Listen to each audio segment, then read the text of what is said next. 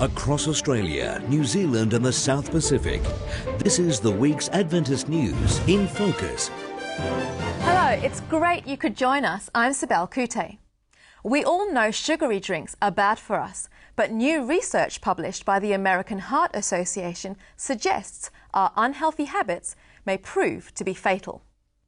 After looking at worldwide dietary and disease patterns, the researchers suggested that each year around 184,000 deaths can be explained by the consumption of sugar-sweetened beverages.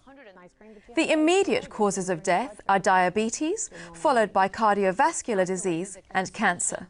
With soft drinks, there's a lot of sugar in it, and because of that, there's a lot of free radicals and that sort of thing that destroys the body, that creates all these problems. Water is a simple drink. That was what God gave us right from the beginning.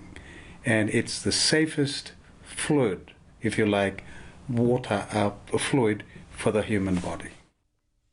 After attending United Nations human rights meetings, a Seventh-day Adventist representative has warned that appreciation for religious freedom as a fundamental human right is waning.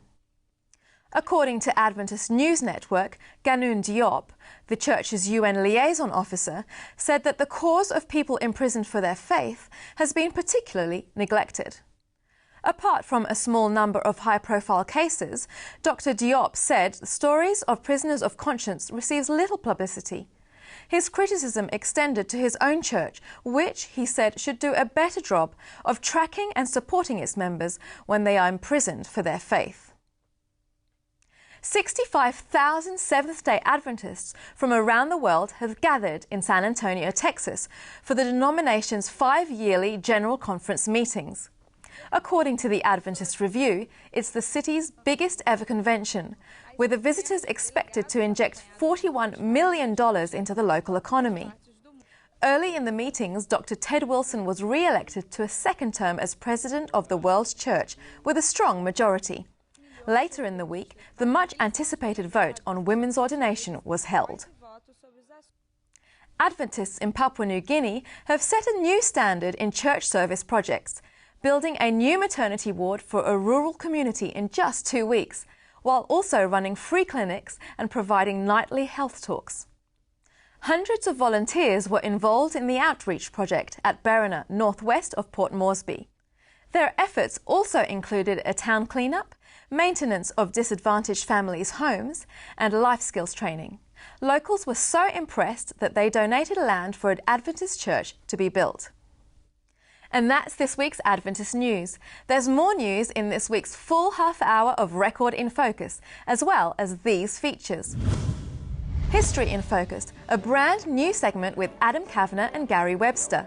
What they discovered when they compared these old scrolls with the oldest ones they had and the Bible that we have in our homes or hotels today, essentially there's no change in meaning.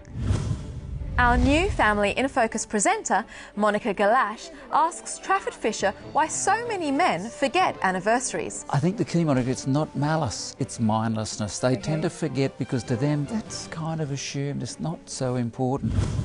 And we meet the winner of Australia's Senior Book of the Year, Pastor Paul Chesler. When I was submitting this manuscript, I was advised to delete a little bit this, as they call it, the religious propaganda. Yeah, not so religious, please, they said. And I said, no way. It's a great program this week. You won't want to miss it. You can see the full In Focus program on Hope Channel, the Australian Christian Channel, Digital 44 in Adelaide, and via the Record website, record.net.au. Thanks for your company. I'll see you next time on In Focus Adventist News. God bless.